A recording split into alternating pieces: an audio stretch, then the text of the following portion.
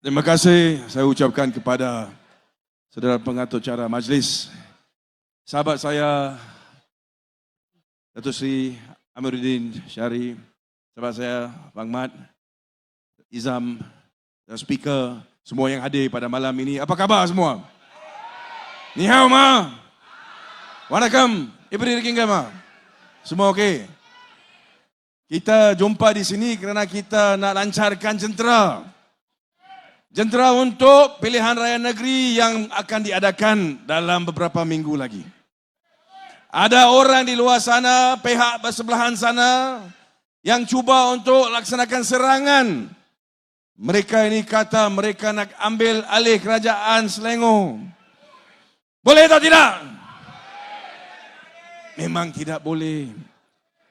Pihak yang sama ini dalam tahun 2022 apabila kita menubuhkan kerajaan perpaduan, mereka kata 3 bulan kerajaan itu akan runtuh. Sekarang 7 bulan, kita menunjukkan bukan sahaja kerajaan perpaduan stabil, tapi kerajaan perpaduan kita sekarang adalah kerajaan yang banyak lebih banyak prihatin daripada kerajaan daripada dulu. Kita buat kali pertama melihat ada Perdana Menteri yang kerap kali turun ke Padang untuk jumpa rakyat. Semua di sana, saya rasa di luar sana sudah lihat. Datuk Seri Anwar Ibrahim, bila beliau mula sebagai Perdana Menteri, beliau mulakan apa yang disebut sebagai program untuk jumpa rakyat. Kenapa nak jumpa rakyat? Kerana nak tahu apakah masalah rakyat. Nak berkomunikasi dengan rakyat supaya bukan mereka saja pimpin daripada atas tidak tahu apa yang berlaku di peringkat akar umbi. Ini sangat penting. Ini menunjukkan bahawa kerajaan perpaduan di Putrajaya hari ini berbeza daripada kerajaan daripada dulu. Kerajaan Perikatan Nasional. Kita lihat bagaimana semasa kerajaan dulu, bukan sahaja kita tidak ada parlimen bersidang. Kita lihat juga bagaimana tidak ada di dalam parlimen berani Perdana Menteri mereka nak jawab soalan yang dilontarkan oleh pihak pembangkang. Tapi sekarang kita lihat ada apa disebut sebagai approach, pendekatan yang baru. First time tuan-tuan puan-puan kita ada seminggu sekali Perdana Menteri kita Datuk Seri Anwar Ibrahim. Dia akan datang ke Dewan, bangun di situ, jawab semua soalan yang dilontarkan oleh pihak pembangkang ataupun pihak backbencher. First time di mana seseorang ahli parlimen itu boleh berdiri di situ tanya soalan kepada Perdana Menteri dan Perdana Menteri kita berani nak jawab semua soalan. Ini menunjukkan bahawa kita kerajaan transparan. Ini juga menunjukkan bahawa dalam 7 bulan yang lalu kita bekerjasama dengan Barisan Nasional juga kawan-kawan kita daripada Sabah Sarawak tidak ada masalah. Malah kita menunjukkan kita menjadi kerajaan yang kukuh, stabil dan boleh membawa pembaruan untuk seluruh rakyat Malaysia. Itulah apa yang berlaku di kerajaan pusat. Dan mereka daripada sebelah sana tahu. Mereka sekarang dalam keadaan cemas kerana mereka tahu kerajaan di bawah pimpinan Datuk Seri Anwar Ibrahim akan menjadi kerajaan bukan saja untuk 5 tahun. Tetapi untuk masa selepas daripada itu juga. Kita sebagai rakyat Malaysia, apa yang kita kehendaki? Kita mahu satu negara yang aman. Satu negara di mana kita semua sebagai rakyat Malaysia dapat hidup bersama. Hormat menghormati di antara satu sama lain. Ini adalah apa yang kita lihat dalam pendekatan Pakatan Harapan. Kerajaan perpaduan yang kita nak bawa bersama semua rakyat Malaysia. Kerana kita tahu, walaupun kita berbeza dari sudut agama, bangsa dan sebagainya, perbezaan itu adalah kekuatan kita. Dan kalau kita ada pimpinan yang boleh mencari cara bagaimana mencorak program untuk membawa kita semua ke depan, walaupun kita ini adalah daripada latar belakang berbeza, negara ini boleh menjadi negara yang cemerlang. Itu sebab apabila saya berdiri di sini malam ini, saya nak minta kepada semua di sini supaya kita dapat faham kenapa pilihan raya peringkat negeri ini sangat penting. Ianya penting kerana pilihan raya peringkat negeri. Pilihan raya ini akan menunjukkan kestabilan dan juga kebolehterimaan rakyat kepada kerajaan pusat. It is an endorsement of the leadership of Dato' Seri Anwar Ibrahim. Dan saya rasa di sini semua yang hadir, kita lihat apa yang berlaku dalam 7 bulan yang lalu. We are proud of our Prime Minister's performance, correct? Beliau menunjukkan sekian lama beliau lawan. Beliau yang mulakan apa yang disebut sebagai langkah dan juga ombak reformasi. Beliau yang bawa pembaruan, lawan. Tunggu, walaupun dalam pembangkang. Dan dalam tahun 2022, beliau menjadi Perdana Menteri Malaysia yang ke-10. Apa yang kita lihat dalam pimpinan beliau? Pimpinan inklusif, di mana beliau turun ke padang di seluruh Malaysia. Sabah, Sarawak, Terengganu, Kelantan, tidak terabai, semua negeri. Beliau buat keputusan untuk hadir dan dengar apa masalah. Apakah sebenarnya masalah, apakah sebenarnya yang harus dilakukan untuk selesaikan. Jadi apabila kita lihat kepada PRN yang akan datang, kita berbalik kepada Selangor. 2008 sehingga sekarang Kerajaan Pakatan Harapan. Tapi daripada 2018 sehingga sekarang, kita kena lihat beberapa perkara yang kepada saya stands out to make it different. Apakah perkara itu? Ada pihak bersebelahan di sana yang disebut oleh Menteri Besar tadi. Mereka kata Menteri Besar kita muda, orang muda.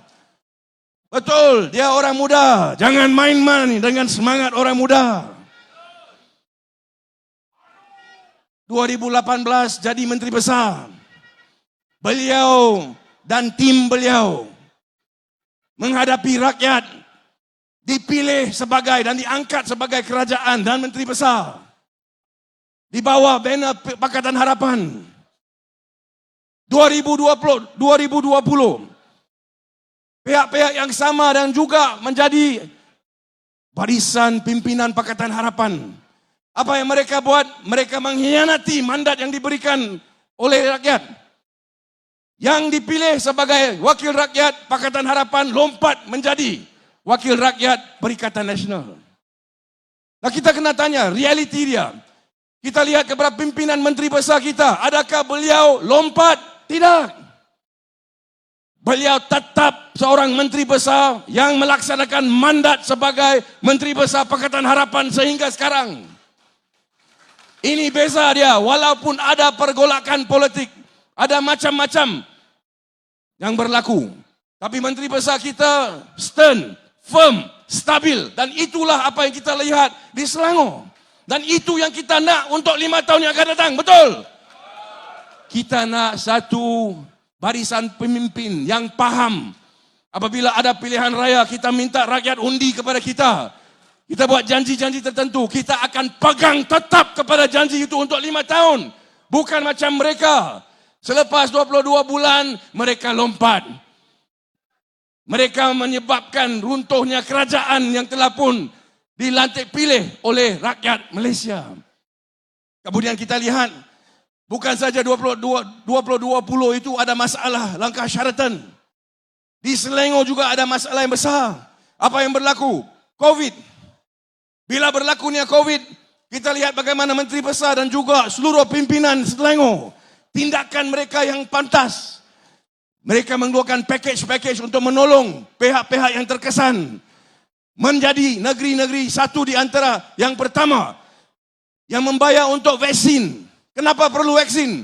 Kerana dia tahu kalau kita boleh pastikan semua rakyat Selangor menerima vaksin, maka mereka boleh balik bekerja dan itu akan membangunkan ekonomi lagi. Itu pimpinan Menteri Besar kita. Apabila kita lihat ada banjir, masa ada banjir di Selangor kita tahu kesan dia.